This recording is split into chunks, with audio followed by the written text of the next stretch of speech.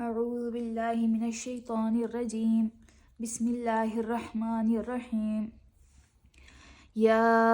ایہا الذین آمنوا استعینوا بالصبر والصلاة ان اللہ مع الصابرین ولا تقولوا لمن يقتل في سبیل اللہ اموات بل احیاء ولكن لا تشعرون وَلَنَبْلُوَنَّكُمْ بِشَيْءٍ مِّنَ الْخَوْفِ وَالْجُوعِ وَنَقْصٍ مِّنَ الْأَمْوَالِ وَالْأَنفُسِ وَالثَّمَرَاتِ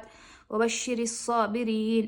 الَّذِينَ إِذَا أَصَابَتْهُم مُّصِيبَةٌ قَالُوا إِنَّا لِلَّهِ وَإِنَّا إِلَيْهِ رَاجِعُونَ أُولَٰئِكَ عَلَيْهِمْ صَلَوَاتٌ مِّن رَّبِّهِمْ وَرَحْمَةٌ وَأُولَٰئِكَ هُمُ الْمُهْتَدُونَ۔ اے لوگو جو ایمان لائے ہو، صبر اور نماز سے مدد لو، اللہ صبر کرنے والوں کے ساتھ ہے۔ اور جو لوگ اللہ کی راہ میں مارے جائیں انہیں مردہ نہ کہو، ایسے لوگ تو حقیقت میں زندہ ہیں مگر تمہیں ان کی زندگی کا شعور نہیں ہوتا۔ اور ہم ضرور تمہیں خوف و خطر، فاقہ کشی، جان و مال کے نقصانات اور آمدنیوں کے گھاٹے میں مبتلا کر کے تمہاری آزمائش کریں گے۔ ان حالات میں جو لوگ صبر کریں اور جب کوئی مصیبت پڑے تو کہیں کہ ہم اللہ ہی کے ہیں اور اللہ ہی کی طرف ہمیں پلٹ کر جانا ہے، انہیں خوشخبری دے دو، ان پر ان کے رب کی طرف سے بڑی عنایات ہوں گی، اس کی رحمت ان پر سایہ کرے گی، اور ایسے ہی لوگ راست رو ہیں۔ اے لوگو جو ایمان لائے ہو، صبر اور نماز سے مدد لو۔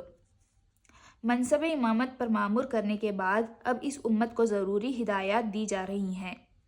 مگر تمام دوسری باتوں سے پہلے انہیں جس بات پر متنبہ کیا جا رہا ہے وہ یہ ہے کہ یہ کوئی پھولوں کا بستر نہیں ہے جس پر آپ حضرات لٹائے جا رہے ہوں، یہ تو ایک عظیم الشان اور پرخطر خدمت ہے جس کا بار اٹھانے کے ساتھ ہی تم پر ہر قسم کے مصائب کی بارش ہوگی، سخت آزمائشوں میں ڈالے جاؤ گے، طرح طرح کے نقصانات اٹھانے پڑیں گے، اور جب صبر و ثبات اور عزم و استحلال کے ساتھ ان تمام مشکلات کا مقابلہ کرتے ہوئے خدا کی راہ میں بڑھے چلے جاؤ گے تب تم پر عنایات کی بارش ہوگی۔ صبر اور نماز سے مدد لو، اللہ صبر کرنے والوں کے ساتھ ہے۔ یعنی اس بھاری خدمت کا بوجھ اٹھانے کے لیے جس طاقت کی ضرورت ہے وہ تمہیں دو چیزوں سے حاصل ہوگی، ایک یہ کہ صبر کی صفت اپنے اندر پرورش کرو، دوسرے یہ کہ نماز کے عمل سے اپنے آپ کو مضبوط کرو۔ آگے چل کر مختلف مقامات پر اس امر کی تشریحات ملیں گی کہ صبر بہت سے اہم ترین اخلاقی اوصاف کے لیے ایک جامع عنوان ہے، اور حقیقت میں یہ وہ کلید کامیابی ہے جس کے بغیر کوئی شخص کسی مقصد میں بھی کامیاب نہیں ہو سکتا۔ اسی طرح آگے چل کر نماز کے متعلق بھی تفصیل سے معلوم ہوگا کہ وہ کس طرح افراد مومنین اور جماعت مومنین کو اس کار عظیم کے لیے تیار کرتی ہے۔ اور جو لوگ اللہ کی راہ میں مارے جائیں انہیں مردہ نہ کہو، ایسے لوگ تو حقیقت میں زندہ ہیں مگر تمہیں ان کی زندگی کا شعور نہیں ہوتا۔ موت کا لفظ اور اس کا تصور انسان کے ذہن پر ایک ہمت شکن اثر ڈالتا ہے، اس لیے اس بات سے منع کیا گیا ہے کہ شہداء فی سبیل اللہ کو مردہ کہا جائے، کیونکہ اس سے جماعت کے لوگوں میں جذبہ جہاد و قتال اور روح جاں فروشی کے سرد پڑ جانے کا اندیشہ ہے۔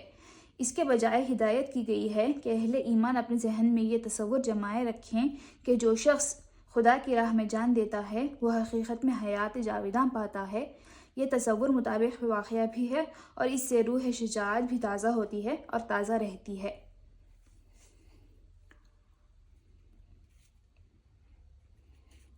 ان حالات میں جو لوگ صبر کریں اور جب کوئی مصیبت پڑے تو کہیں کہ ہم اللہ ہی کے ہیں اور اللہ ہی کی طرف ہمیں پلٹ کر جانا ہے، انہیں خوشخبری دے دو۔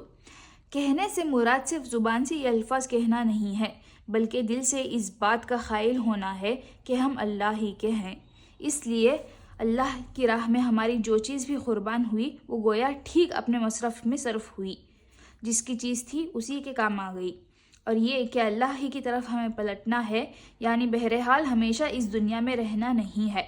آخر کار دیر یا سویر جانا خدا ہی کے پاس ہے، لہٰذا کیوں نہ اس کی راہ میں جان لڑا کر اس کے حضور حاضر ہوں۔ یہ اس سے لاکھ درجہ بہتر ہے کہ ہم اپنے نفس کی پرورش میں لگے رہیں اور اسی حالت میں اپنی موت ہی کے وقت پر کسی بیماری یا حادثے کے شکار ہو جائیں۔ صدق اللہ العظیم۔